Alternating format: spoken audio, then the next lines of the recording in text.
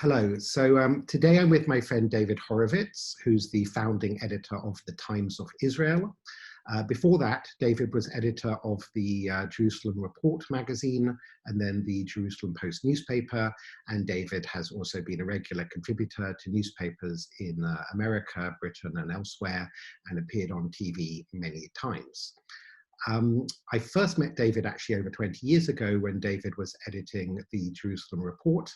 And indeed, I contributed to that magazine a couple of times when David was editor.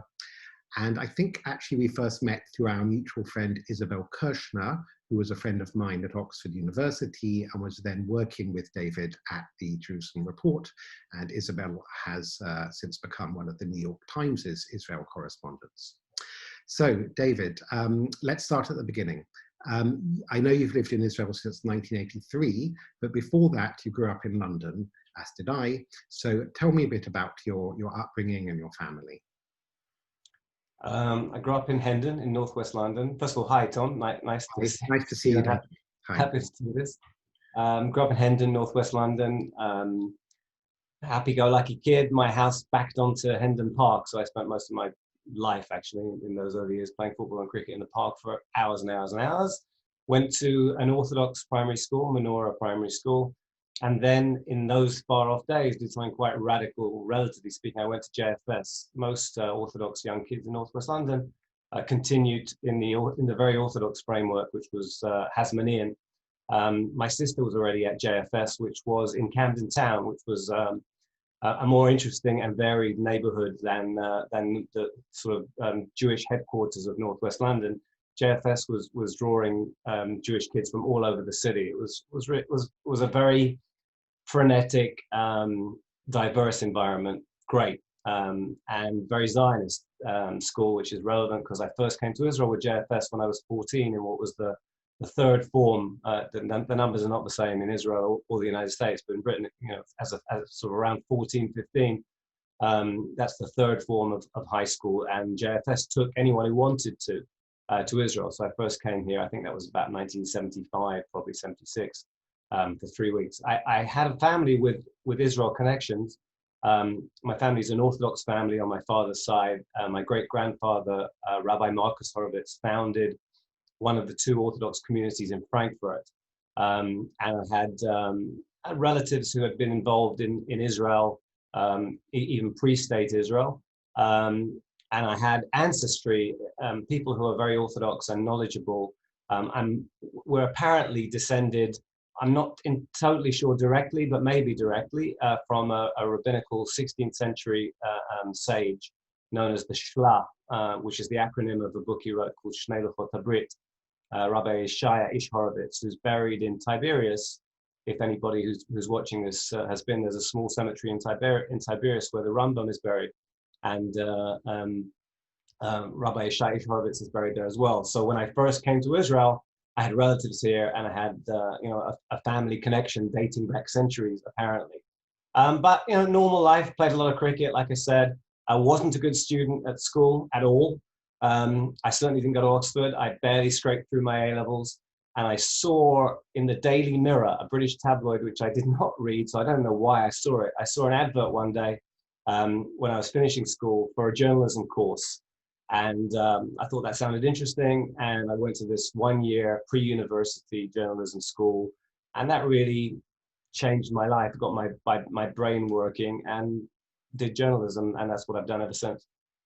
So thanks to the Daily Mirror, the face of English language journalism is very, very much improved in Israel, and would not be the same had you not made that, seen that ad in the Daily Mirror and gone and done something else. So David, you moved, as I mentioned, to Israel in 1983 as a very youngster. How has it been living in Israel? I mean, is it, I know that you've had 3 children there. Obviously, they've served in the army as well. That is a different kind of existence than had you stayed in London.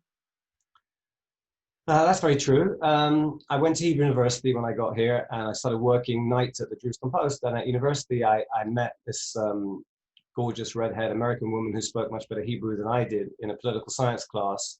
And that was, I guess, 30 something, getting on for 40. certainly more than 30 years ago, and we got married, and we have 3 kids. You know, the part of the answer to your question stems from her background and mine. My family, I mentioned my great-grandfather in Frankfurt, so my father was born in Frankfurt, and they fled Germany in 1937. The shul that my great-grandfather had founded, which was called the Brennerplatz Shul, was burned down on Kristallnacht. And you know, my family, my grandfather, who was a lawyer, had served in the German army, I have his Iron Cross at home, Tom, for service in World War I, where he was very nearly killed in World War I. Can I just say, my grandfather also served in the German army on the Russian front in World War I and was also decorated. I don't have the medal, but well, it's, you know, I'm sure it's not the most uncommon story, but these are astounding stories when you think about what happened next. So my family were very, very Orthodox and very German. It took them a long time to internalize that their beloved Germany was not going to kick out the Nazis very quickly. So, like I say, they only fled in 37, which, you know, they got out you know, relatively smoothly, I think. Had they left it much later, it would have been much more difficult, if not tragic. And we had relatives who did not escape the Holocaust.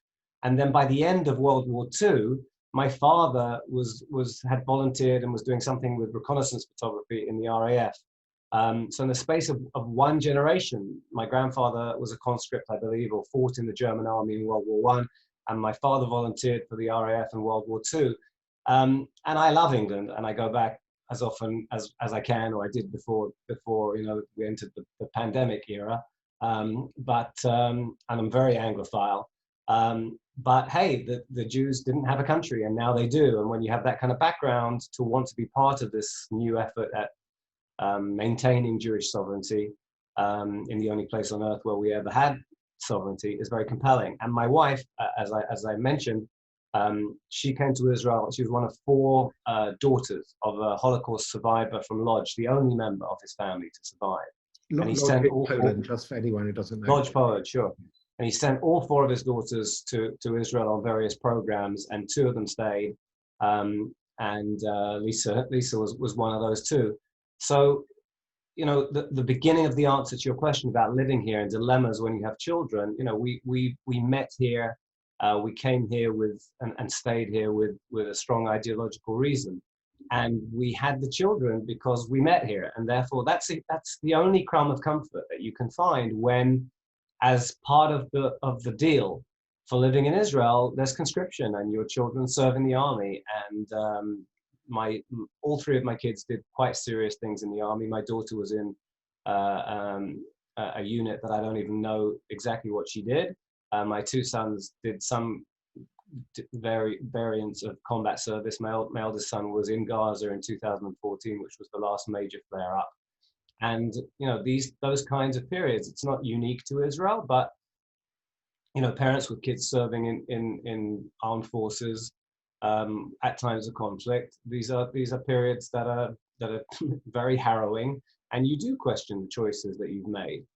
This is a country that would not survive for a millisecond if it was not constantly careful to protect itself as best it can. Now, you know, please God, gradually the circle of peace will widen, but certainly for the generation of our kids, and you know, they're all out of the army, not very many years, but their service finished not too many years ago.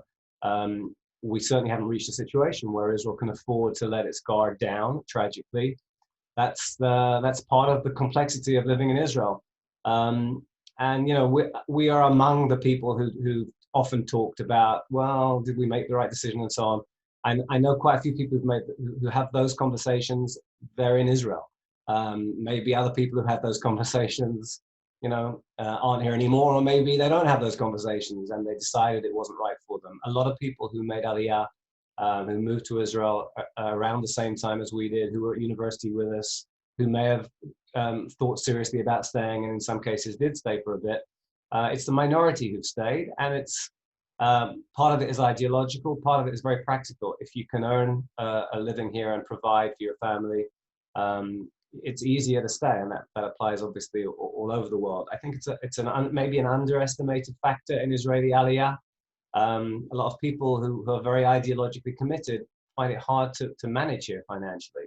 And we've been able to manage financially. We're pretty serious about this ideologically, but it can be very, very wrenching, most of all when your kids are serving in the army.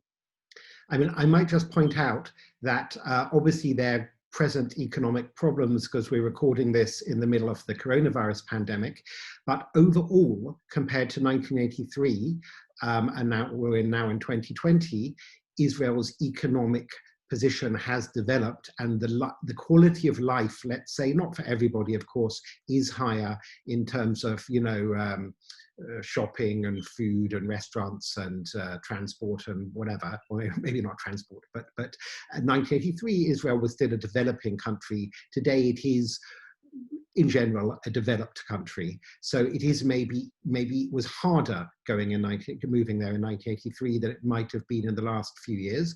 And also in terms of military service, although it obviously has lots of threats, the military is now moved somewhat to cyber and other such things. So right now, Israel is not necessarily that much more of a dangerous place than many other countries in the developed world, whereas it was a more dangerous place probably in the 1980s and 1990s and early 2000s than living in Western Europe, for example. But I'm not sure the differences are quite as stark as they once were. That's my impression. Okay, so let me come back to that briefly. Yeah. Economically, for sure, countries developed dramatically for the better. I think that there are wider inequalities probably than there were then. In other words, there are people who are managing, there are people who are doing terribly, and I think the gulf between them is wider. There are people who have a very hard time, even in the as in many countries, unfortunately. I mean, yeah, sure. No, you're right, but also in Britain and the US and so on. So. Sure. For me, economically, it was not a significant step to move from England in '83. From America to Israel in those days was a pretty was more of a difference economically. Just on the war and the terrorism thing, we haven't faced conventional war in Israel for a good many years. The second Intifada, which was the sort of onslaught, suicide bomber, terrorism, it tapered off, shall we say, about 2003. There's a low hum of terrorism all the time. I don't think Israelis are sanguine or complacent about that at all. And unfortunately, the potential for military conflict is constantly a concern. 2014, which was the Gaza conflict that I was referring to before, was a pretty harrowing conflict, and dozens of Israeli soldiers were killed. The second Intifada was of a whole different order. More than 1,000 Israelis killed, largely civilians in acts of terrorism. Mercifully, that is that the years are passing, but I don't know when. I would love to believe that when people are watching this, that they'll think, well, that was a very different era because things are so much calmer now. I'd love to believe that's the case, and I don't know I don't know much about the future. I don't know how it's going to play out, but there's certainly no sense of complacency here at the moment. That's for sure. No, I wasn't suggesting there was, and also I might just add that unfortunately there's been smaller terrorist acts on a regular basis now in France, Germany, Britain, other places in Europe, Sweden, and so on. So I wasn't suggesting things are necessarily okay in Israel. I was simply saying the gap has maybe. Tom, that's so true. And I give a lot of talks to visiting groups who come to Israel, and you used to have to explain terrorism. And what it's like and how you defend against it and so on. And unfortunately, what we go through here is not as radically atypical as it used to be. So, David, let's move now to journalism, and let's skip straight to the Times of Israel, which you founded in 2012. It's an online newspaper, but it fast became one of, if not the most important English language paper.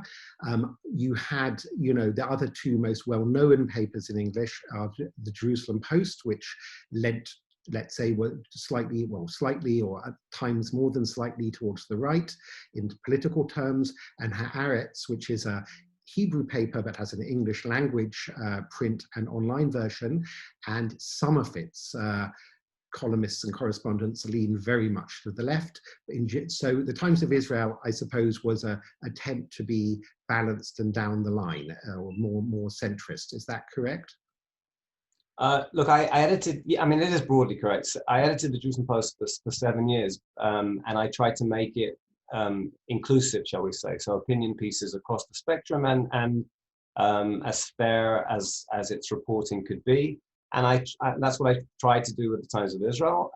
We don't have partisan affiliations. We're not locked into any kind of relationship with any political party or politicians. It is independent. And I think journalism with a political agenda, I think it's legitimate, and especially if it's not hidden. But I also think journalism that strives for objectivity is important. And I think when you're covering something like, I mean, our primary coverage is Israel, of course, the Jewish world, the Middle East. It is such a contested and contentious issue sometimes. And if you can give people as fair an account of what's actually happening and access to views across the spectrum, I think that's, a constructive and worthwhile thing, and that's what we try to do. And succeed as far as possible. I mean, let me just play devil's advocate for a second. A friend of mine I was speaking to actually this morning pointed out that various English language media, and he cited I-24, the English language television station broadcasting from Jaffa, Tel Aviv, that they start off with the aim of giving a more balanced view of Israel to the world in English, because they think that, people are getting an unbalanced view from the BBC and CNN and the New York Times and so on. But in the end, they sometimes slip into, in an attempt to be balanced, maybe being too critical. So what he said, and it's not necessarily my view, and he also mentioned the Times of Israel, but he actually mentioned all of them. And he said, look, roughly speaking, about half the Israeli population support to one degree or other Benjamin Netanyahu as prime minister. Now, I know that polls fluctuate, he goes up and down and so on, but it doesn't mean they will vote for him. But when asked who would be the best prime minister compared to others, I don't know whether it's 40%, 30, 40, 50, roughly speaking. And yet none of the English language media, apart from the more hard right ones like Israel Hayom and the Israel National News, really give a platform. And he also cited, for example, I-24 in some report, indeed from Gaza that you just mentioned, which was more unfair to Israel than the report on the same incident in Al Jazeera. So is it possible that English language media, even when they try to be balanced, because most journalists are by nature critics and by nature challenge authority and challenge governments, end up veering not quite balanced? Is that possible? Look, I don't really want to comment on other outlets, although if you particularly want me to, I wouldn't dodge the question. I just meant in general, right. Even the Jerusalem Post today, possibly.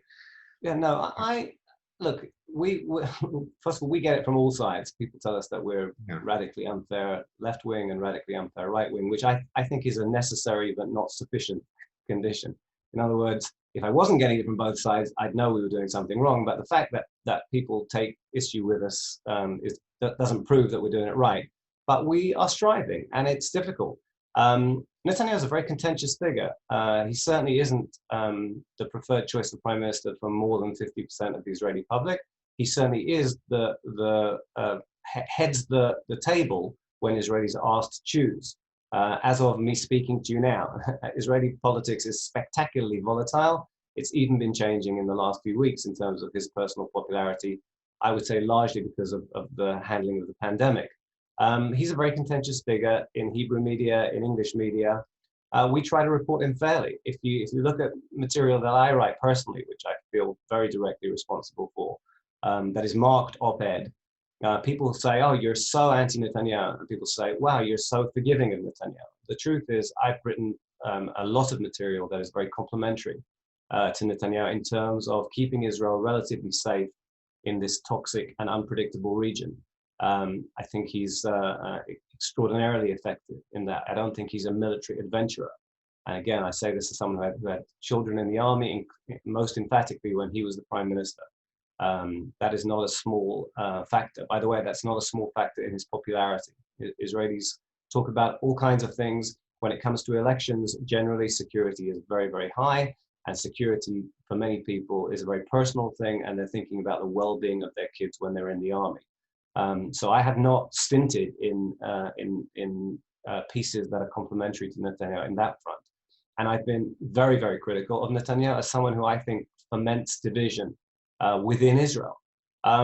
Those are pieces that are marked op-ed. They're my genuine beliefs, otherwise I wouldn't write them. We have a pretty vibrant blogs platform, which are essentially opinion pieces, often opinion pieces from non-staff, and they're marked as such. They're all over the spectrum and pretty far in both directions across the spectrum. So I would say, and this is certainly our goal, that if you read the Times of Israel regularly, and by the way, I don't think people should only read the Times of Israel. I think one of the problems that we have in this age is that people read material that they think they'll be comfortable with, and they kind of reconfirm their existing positions. And you need to read widely, and gradually you'll come to think, well, that's a credible source, and that's a writer who I think is making an effort. And I wow, if that person says that, maybe I should think about that. On the other hand, in other words, diverse access. We have this privilege in the free world of access to all kinds of material, and we should constantly re-examine and rethink. By the way, I hope that our team does that as well. To sort of almost walk around with one eyebrow raised. But I do hope that if you read our site a great deal, you'll come away with a fairly fair picture of what's going on in Israel and how people feel about it, and the trends and the important themes. I don't think we're perfect. We certainly get stuff wrong, and there are all kinds of factors. My goodness, there are factors including people deliberately peddling misinformation to you. There are factors including relying sometimes on outside news sources where people have their own agendas, and nobody is immune from biases and misconceptions and preconceptions. It's not easy. But we certainly strive, and we can be faulted in all kinds of areas, but we are certainly trying to give people a fair sense of what's going on. Yes. By the way, I wasn't trying to say that Netanyahu, in particular poll ratings. I was actually trying to make a broader point, not for the Times of Israel, but actually across the media and much of the democratic world, that you have leaders who are criticized and deserve to be. Right now, we have still Donald Trump, president in America. We have Boris Johnson in Britain. We have Netanyahu in Israel. And of course, they deserve to be criticized, and they particularly do, but also any leader deserves to be criticized. My point was something a bit broader, which is that when one reads the media in Israel, in Britain, in America, one would get the idea often that 80 or 90% of people will never ever vote for Netanyahu or Boris Johnson or Donald Trump. And again, without going to exact poll numbers, it's roughly 50-50, or there's a kind of division between right and left in all these countries. It doesn't mean there are people to the right of them too. I don't mean they support these particular leaders. I just mean that often, let's move away from the Times of Israel to say the New York Times, which remains probably the most powerful or important newspaper in the English-speaking world. They call themselves the paper of record. My own father worked there when he lived in New York for many years. And in fact, just on a quick aside, before I met you, Jack Schwartz, who worked at the New York Times for many years, sitting next to my father on the cultural section, he's a family friend of your wife, Lisa, and he's always going on about how nice she is. So Jack Schwartz, he was a cultural desk at the Times. Anyway, the New York Times, the paper of record, as it calls itself, it's not that they never, ever say something nice about Trump or indeed any other Republican president, but it's so rare that they shouldn't pretend to be. They should admit that they're a democratic, liberal supporting newspaper and take that position.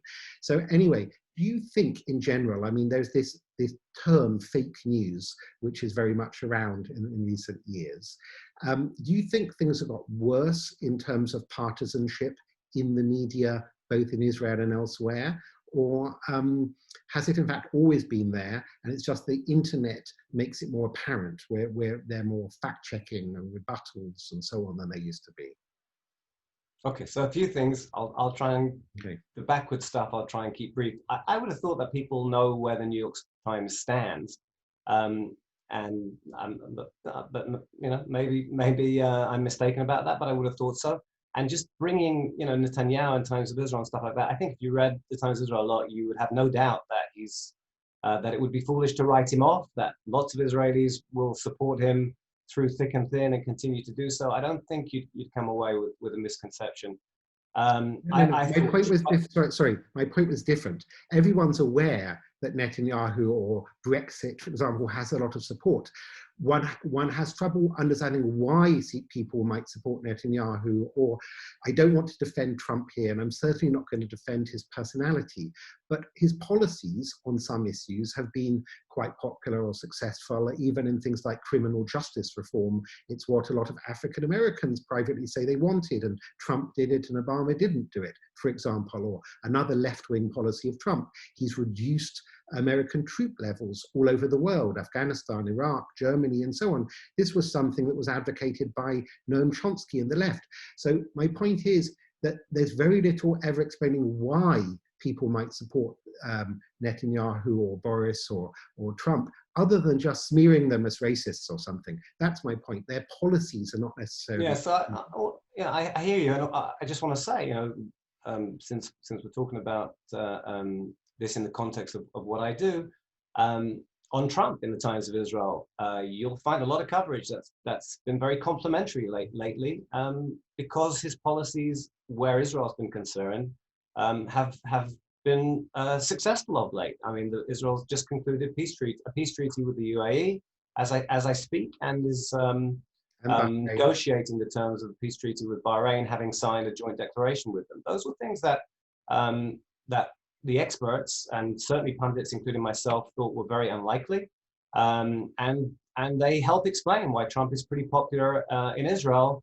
notwithstanding all kinds of other concerns about personality and lots of policies and so on that relate more to domestic United States. In Israel, Netanyahu, same kind of thing. A lot of successes in foreign policy and diplomacy. Lots of concerns that you'd read on our site about domestic policy, his attacks on pillars of democracy in Israel, and so on.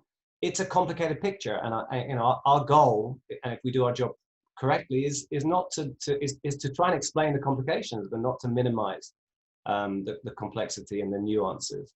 And then to your question about fake news, I think the environment for journalism is much more difficult. It's easier in terms of access to information. It's very hard to keep things secret. Everybody has a phone in which they can record things and film things and report. And because of social media, bring anything they want to say to the attention of the world. Journalism is trying to, good journalism is trying to get to truth and enable people to understand what's actually happening, what matters, what's going to affect them, what their elected leaders are doing on their behalf. And challenges such as that, and it's trying at the same time as it seeks to be accurate and informative. It's trying to be fast, right? Because if you conclude several hours after an incident that you finally established what happened, which was the norm for print journalism until the internet era. If you take your 7-8 hours to polish your information and triple check and quadruple check, and go back another time and do the old-fashioned approach to basic news reporting, you're going to have been overtaken hours earlier by all kinds of other people who may have it right or may have it completely wrong, but it will be out there resonating. And therefore, the challenge that we have is to be both fast and accurate, and you can't, by definition. The faster you are, the greater the potential for error. The more you insist upon accuracy, the slower you're going to be.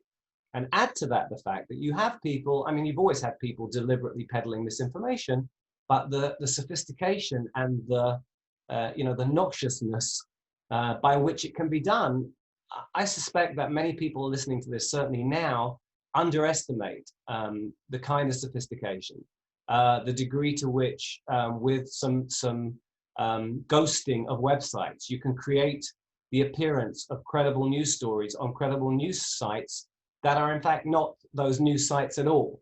That with manipulation of Twitter, you can disseminate information ostensibly from credible sources that turned out to be hijacked or malicious accounts. Takes a long time to get to the bottom of.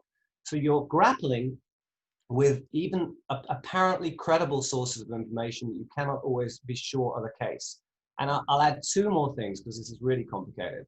You know, I think somewhere in the gut of people of our age, older, and probably younger as well, is this, I don't know how to describe it, but you know, an effort to get to truth and to find truth and to work in an environment where that has some value.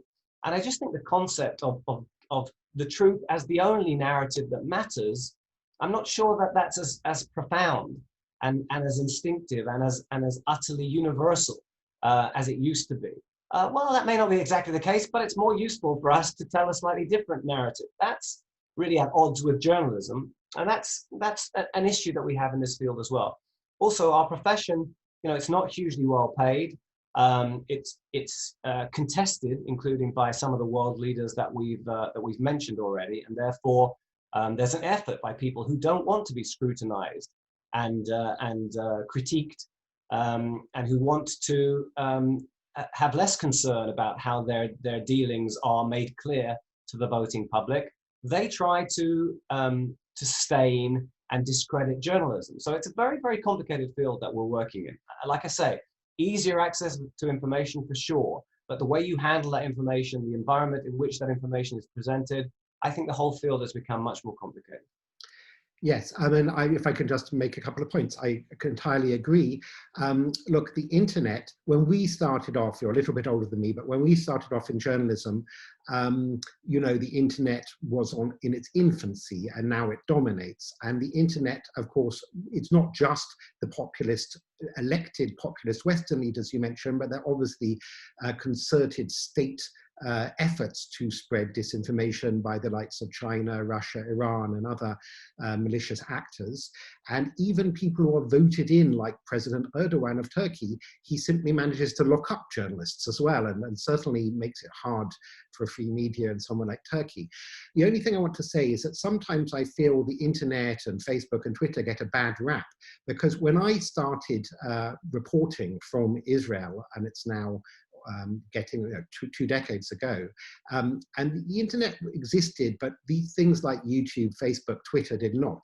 There was actually more bias, and there was very little outlet to respond to it. So I'm not talking about, you know, lack of balance. I'm about straight lies. And in fact, there was one article I did after the so-called Jenin massacre in 2002, which you actually cited in your book, Still Life with the Bombers, a year or two later.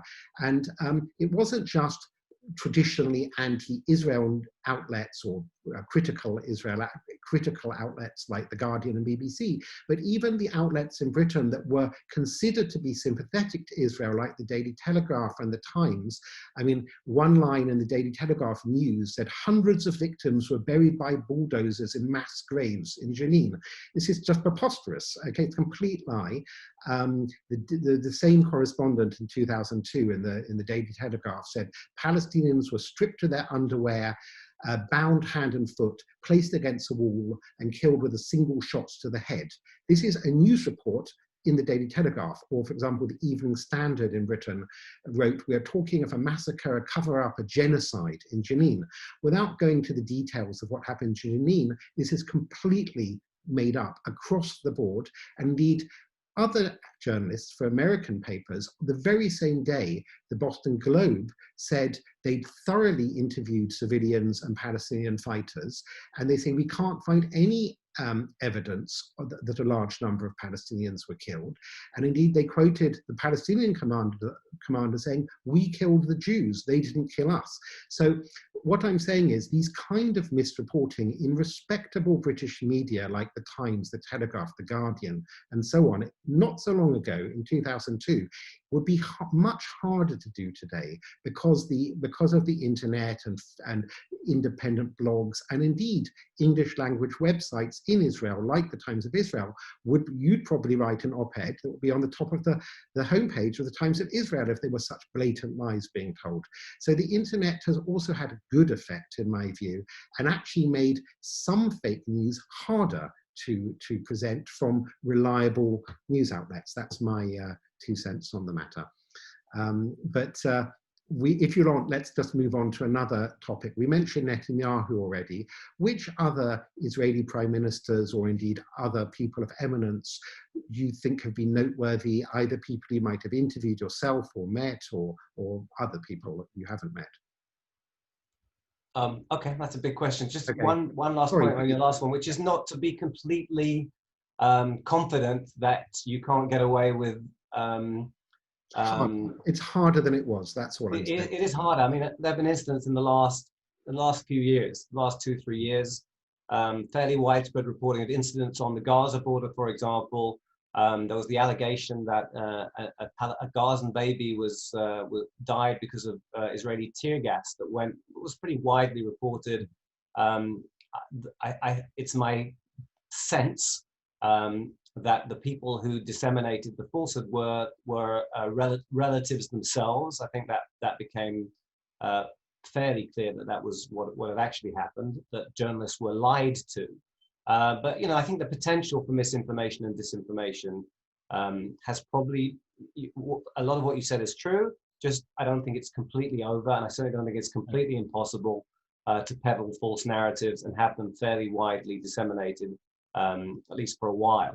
And can I just add one Sure. thing for people watching internationally? I think it's been particularly bad, this miscoverage, when it comes to Israel. If you look at other conflicts, so there are conflicts going on all the time in the world. Right now, there's a small war between Armenia and Azerbaijan over Nagorno-Karabakh. You don't have that same kind of absolutely emotive reporting showing some dead baby and these horrible Armenians or horrible Azeris have been committing genocide and massacres and that. There is something particularly malicious, I'd say. It might be subconscious, it might be derived from latent anti-Semitism, or maybe not so latent anti-Semitism, in some of the European and also North American reports historically on Israel. I'm not sure if there's any other topic that's been so misreported, which is why indeed it's important that there are all these English language news outlets now for people around the world can get other access to information from Israel. Sorry to interrupt, but that's fine. No, and I broadly speaking agree with you. I think that the conflict between narratives and the efforts to, in some cases, misrepresent, and some of the preconceptions and the reasons for some of those preconceptions or willful misrepresentation. I think there's a lot of truth in what you say. Things are very fraught here, and there's a great deal of passion here, and it's not always based on knowledge, and it's not always based on fair-mindedness when it comes to our field. It's one of the reasons that we do what we do at the Times of Israel. We're pretty conscious of that, and I think the stakes are very high. You asked me about, sorry, go on. Sorry, just to finish off, yes, ask you about other Israeli leaders, but let's also include other people you may have interviewed. I know you've interviewed the great historian of the Middle East, Bernard Lewis, and indeed Wikipedia founder Jimmy Wales. And of course, Wikipedia is also in a similar position. It strives to be balanced, but it's very, very tough for them. So just to finish off, who have you interviewed or met that you've particularly impressed you? Well, look, I've been doing this for a long time, and so I've interviewed a lot of people, which is great. I mean, one of the great joys of journalism for me has been that you get to enter people's specialized fields when you have no professional qualification in their field, no expertise. And your job, by the way, is to bring to a wider audience, to a non-expert audience, some of that fascinating diversity. And that's great, because I've interviewed lots of Israeli politicians and other politicians, but I've also interviewed musicians and artists and academics, and it's people from all walks of life. I mean, I hope that however many years from now people are watching this, they will have heard of, I'm sorry that they will have had to have heard of Chernobyl, and I hope they will have heard of the HBO, I think it was, a mini-series on Chernobyl, which I thought was just one of the most extraordinary pieces of television. And when that came out, some of the thousands, I think hundreds of thousands, of people who were dispatched to Chernobyl, to the cleanup, some of those people, thousands of those people, subsequently moved to Israel. And I interviewed one of those former cleanup people who set up an organization in Israel on behalf of the few thousand of them here, many of them have very severe ongoing medical issues, many of whom have died. I mean, you're entering a world that is completely unfamiliar to me and anything that I've ever dealt with, and extraordinary, in this case, very harrowing stories to tell. I should point out you've also interviewed, of course, harrowing stories in Israel, like our mutual friend Arnold Roth, whose teenage daughter was blown up in a pizzeria, and you did a fantastic piece that actually I recommend people to Google it on Arnold Roth recently. But yeah, look, thank you, Tom. That's I really appreciate that, and that was an atypical story in that I took a long time over it, and I felt I don't know why. I felt a responsibility to Malky Roth's parents, who approached me and who had not been given proper media coverage of their campaign to bring the Jordanian woman who orchestrated that bombing to justice. She was jailed by Israel. She was released in the Shalit prisoner exchange, and was the only person freed in that exchange who went to Jordan, where she had citizenship. And the Roth family have been campaigning to have her extradited to the United States, because among her victims, including Malky, were people with American citizenship. So that was a piece that was important for me to do. By the way, really complicated. I mean, they want the orchestrator of this bombing, in which many children were killed, not just, and there was a family. 15 people. Yeah. I mean, a lot of people were killed. Yeah. Dozens of people were injured. One of the many terrible suicide bombings of the Second Intifada. They want her killer extradited. Now, her killer has become very popular in Jordan, which of course is a whole story in and of itself. On TV a lot and so on. Yeah. But the geopolitics of their campaign is really complicated, and it's a wise person who thinks that they can determine the correct course of action for all the parties involved. It's really complicated. Hopefully the piece sets that out. I mean, there's a very powerful quote there from a former Israeli national security advisor who disagrees with certainly agrees on a human level with the campaign, but would not be pushing Jordan to extradite this woman if the repercussion would be devastating for the regime that runs Jordan, because there are other considerations. It's so complicated, and that's why some of what we do is important and useful. That's a story that repaid and required a real investment of effort and nuance and so on. So those are stories that it's a privilege to be able to do. One of my favorite pieces was by phone, I should stress. I interviewed Paul McCartney before Paul McCartney played in Israel. I think he played, I'm guessing it was about 13 years ago. And Paul McCartney, arguably the most famous person in the world for much of his life, certainly among the most famous people in the world. He's well known. And he says to me on the phone, Paul McCartney is coming to Israel. He says, do you think they'll know my stuff? Like, not obviously the Beatles stuff they'll know, but will they know the other stuff? Yeah. And you're reassuring Paul McCartney. Yeah, I think people know your stuff, Paul. And by the way, probably my worst, one of my many failures as an interviewer, I didn't ask him the obvious question that an Israeli person should be asking, an Israeli Jewish journalist should be asking him. He's been interviewed innumerable times about everything, right? His first wife, his beloved wife, was Jewish. His children are Jewish. I didn't ask him anything about that. And that's, like a terrible failure that I kind of semi-regret, but I've often mentioned how appalling that failure was. But, somebody else I interviewed who was just wonderful was Jack Lemmon, the actor. I interviewed him just before he was going to go on stage in London, actually. And he's somebody who lights up a room. He lit up the room. So that you come across some extraordinary individuals. And like I say, that's one of the joys of this job. Yes, well, David, I think we're out of time, unfortunately, but certainly it's been fascinating. And I think life as a journalist or a news and opinion journalist is a privileged career in a way, because it's very interesting. And the Middle East is rarely boring, and Israel is very rarely boring, not just the external challenges, but internally it's a very fascinating and vibrant place, let's say. So David, keep up the good work, and we'll speak soon. And thank you for the conversation today. Thanks, Tom. See you in person soon, I hope. Yes, hopefully. Bye. Thank you.